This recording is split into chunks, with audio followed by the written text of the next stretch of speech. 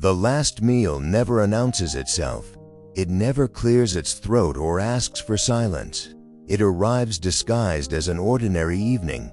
Plates warm, voices familiar, the kind of night we believe we can repeat forever.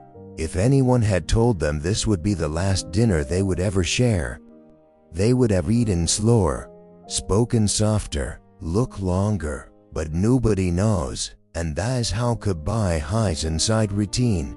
The table was small, scratched from years of use. One chair slightly unsteady, a simple meal set out without ceremony. Rice still steaming, soup breathing gently, the clock ticking like it always had. Nothing dramatic, nothing poetic, just another dinner after a long day. The father sat at the head, loosening his tie, his shoulders heavy with work. The mother moved between stove and table, correcting nothing, smiling at everything. The daughter scrolled her phone, half listening. The son complained about school. The television murmured in the background. They talked about traffic, bills, the weather, things that felt urgent only because they were happening now.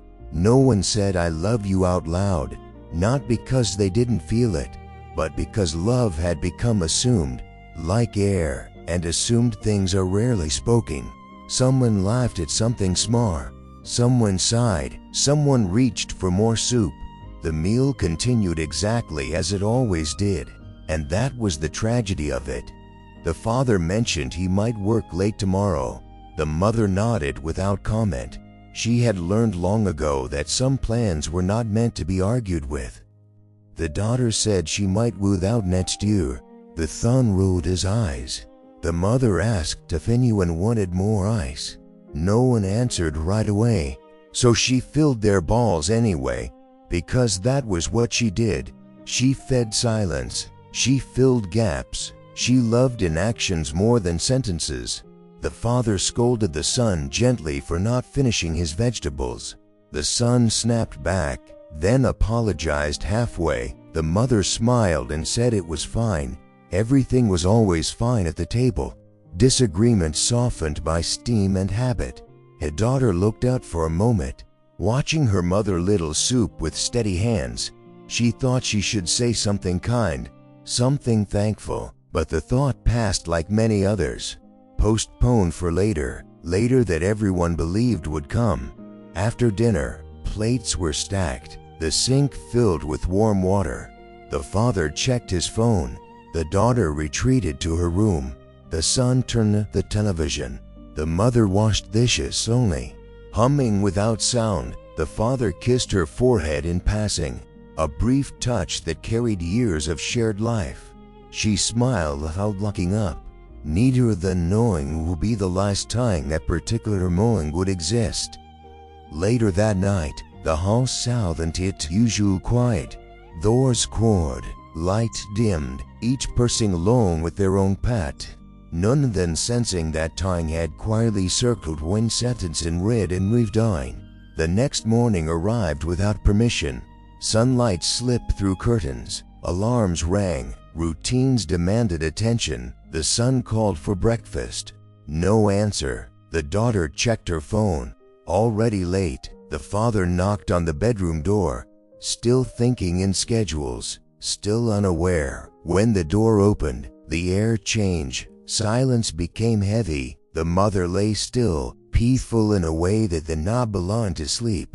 The house seemed to hold its breath, then released it all at once. Words appeared too late, shouted names, shaking hands, unanswered calls. The meal from the night before replayed itself in fragments.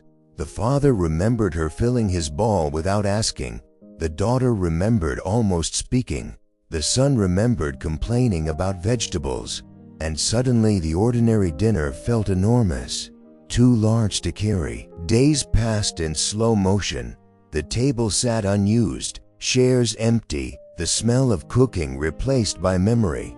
The daughter stood where her mother once stood, staring at the stove as if it might explain something. The son ate quietly, finishing his vegetables without being told. The father sat longer than necessary, staring at the place where his wife used to sit, replaying the small moments he never thought to store. He remembered the way she listened more than she spoke, the way she served others before herself, the way she never asked to be thanked. Grief did not arrive loudly. It arrived as realization, the realization that the last dinner had been full of chances. Chances to say thank you, I'm proud of you, I see you, I love you, and none of them had been taken, not out of cruelty, but out of assumption. Eventually the table was used again, not because the pain faded, but because life insists. They ate together more slowly now, phones left in pockets, conversations longer, silences respected. The daughter said thank you out loud. The son said I love you without embarrassment. The father learned to pause before leaving the table. They could not change the last meal they didn't know was last. They could change the ones that followed. Because the truth is, the last meal is never about food. It is about presence, about attention, about the courage to speak while there is still someone listening. And the most painful goodbyes are not the loud ones. They are the quiet ones, disguised as ordinary nights we assume will repeat forever. So if you are sitting at a table tonight, if someone across from you is filling your bowl without being asked, listening without interrupting, loving without demanding, don't wait for tomorrow to notice. Don't let habit steal chance to speak. Because one day, without warning, the table will remember everything you didn't say, and you will understand, too late, that the most important meal was the one you thought was just another dinner.